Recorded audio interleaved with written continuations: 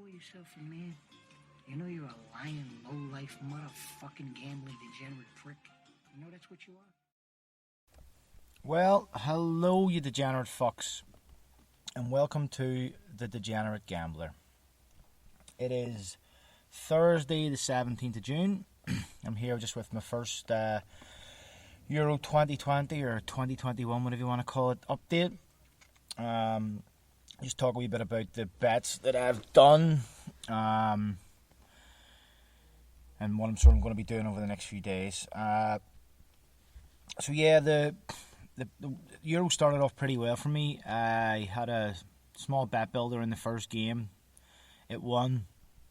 And then the first treble I did the next day also won. So I started off with a bang. I thought maybe this was going to be the way things were going. But sorry. Since then it's been a few hit the bars, a few nowhere nears.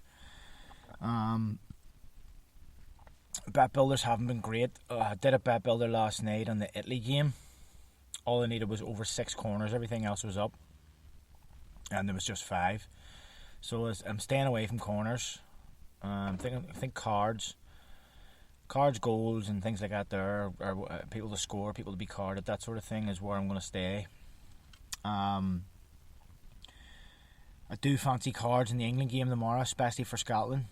I do think Scotland will get stuck into them. I haven't looked at it yet odds-wise, but I think Scotland will have at least 2 cards, so over 1 card. Maybe over 3 or 4 in the whole game. So yeah, that's my thinking sort of, as I say, but just the Euros in general. There hasn't been too many shock results. I think Spain drawing nil each was maybe a shock result. The rest have been pretty much to form, give or take. That Spain match might end up fucking up my group bet because everybody else has won their games except Spain. So I need Spain to beat Poland, which I think's it's either tomorrow. It's over the weekend anyway. I think it might be Sunday, but that's what I need. I need Spain to beat Poland and beat Poland well, and then beat, I think it's Slovakia, is it, in their last game. So yeah, I'm just looking at my bets anyway. My outright bets, most of them are still going pretty well. Spain play Poland, and then they play Slovakia in the last game. Yeah, sorry, that was it. But most of them are going okay. Goal scorers, a couple of them. Depay hasn't scored yet. Lewandowski hasn't scored. But even if they get 1 or 2 goals, that might be enough to win it for their countries. Obviously, I whacked 40 quid on France. Italy are probably the team who are most likely to beat that, because I'm sure anybody who's watched it, they've looked pretty impressive. Haven't conceded a goal. They're on a 27, 28 game winning streak, something like that. Or unbeaten, whatever it is. But they definitely look good. I'll notice later Belgium play their second game tonight. We'll get a better look at them. Hopefully Hazard's back. De Bruyne. The Macedonia-Ukraine game's just finished there, and Ukraine won 2-1. Also missed a penalty. And that's another thing. There wasn't a penalty until about, I think it was the last round of games. And there hasn't been many penalties. There's been 4 and none have been scored. Even though the Macedonia penalty, it was saved and then it scored the rebound. Technically, that's a missed penalty. So yeah, going forward, looking at what I might bet, what sort of thing. These trebles, I'm picking something in every match. I always say that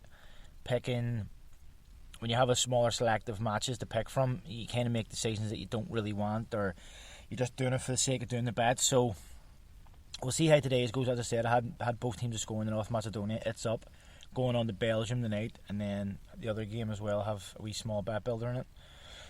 But it's all combined into one treble. The Holland Austria, that is. So listen, if it touches, happy days. If it doesn't, I might reconsider and just start doing my bet over a day or two. You know, if I fancy two things in two of the games, then that's what I'll do, and I'll do one the next day and one the next day if I have to, and then just keep up with the smaller bet builders for any games, whatever, that I don't have a bet. Because, as I say, that sort of, you're when you're doing a travel and there's 3 games on, you're forced to sort of pick something in each game, and that can be hampering. It can make silly decisions. So, as I say, the strategy may change. It may not. Listen, I may touch for that bet, and that'll be 2. That'll be 3 that I've got up. 1 small bet builder and 2 travels. As far as like the money, I'm still playing. I haven't put any money in, other than the first. I think I put a tenner or maybe 20. No, I put a fiver in on Friday.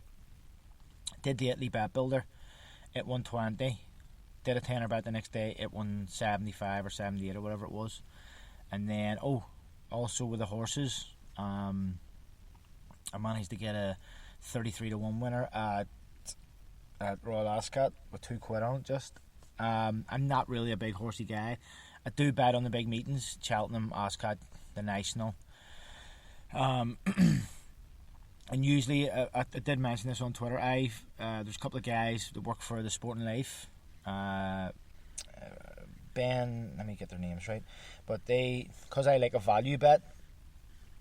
I don't like betting on favourites because I'm not putting big money on. So I usually follow their sort of value tips. So it's Ben Linfoot. So it's BenLinFoot, and he used to always do the value bet, but now he does whatever. Some are favourites, some are value. But then I also follow who does all the value picks for Sporting Life is Matt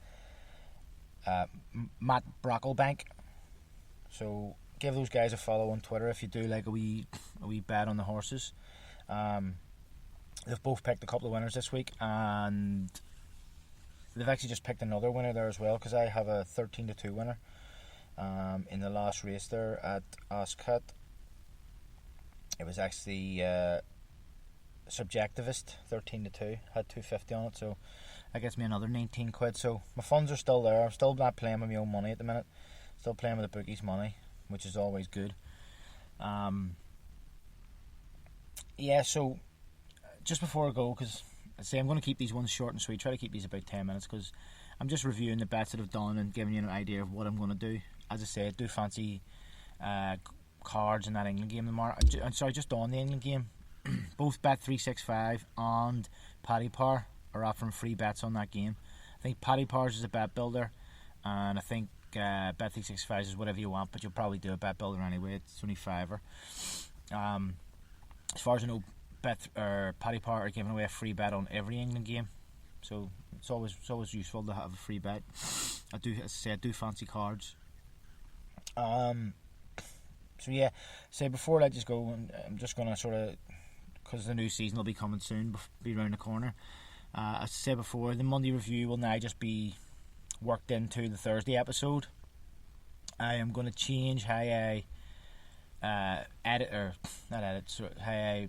name the episodes. So I'm going to put the date, so the weekly date, so whatever, Thursday to Sunday, that date, because then I'll tell you that is when it covers, or Thursday to Saturday, because it's going to cover you from Thursday to Saturday.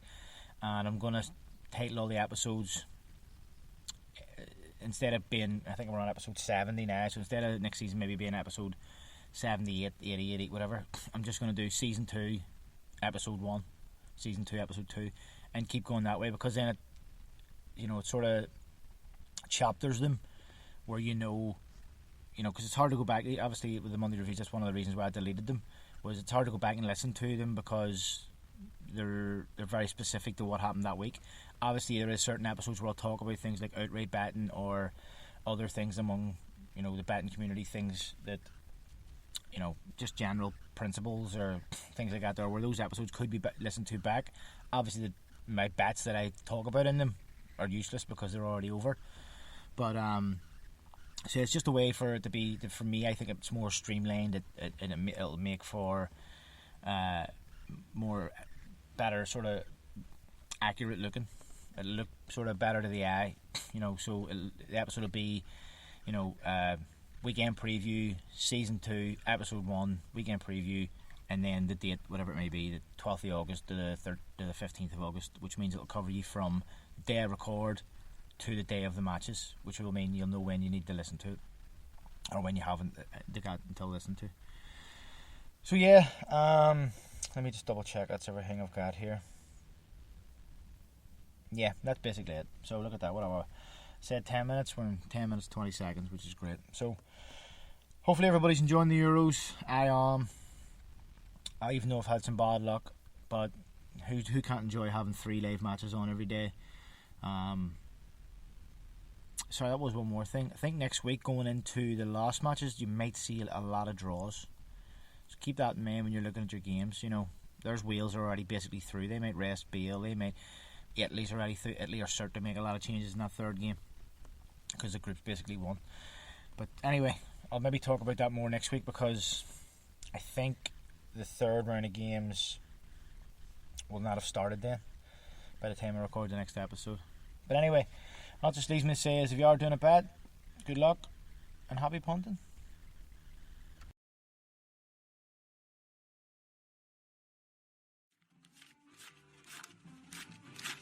Here, get the fuck out of here. Here, thanks. Let me find out you fucked up. I'll leave you wherever I find you.